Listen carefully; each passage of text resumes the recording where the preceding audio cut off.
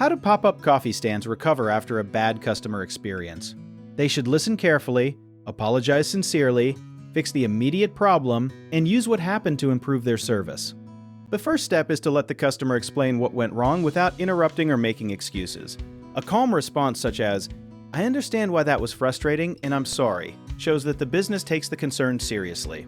Next, repeat the problem in simple words so the customer knows you understood it correctly. Then offer a fair remedy, such as remaking the drink, replacing a damaged item, refunding the payment, or giving a small credit for a future visit.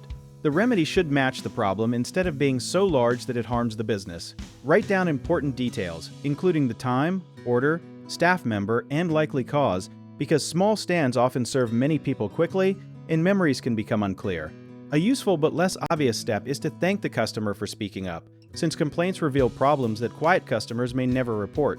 Before the next busy period, test the suspected cause, such as unclear labels, a slow payment device, confusing pickup instructions, or a recipe that is difficult to repeat.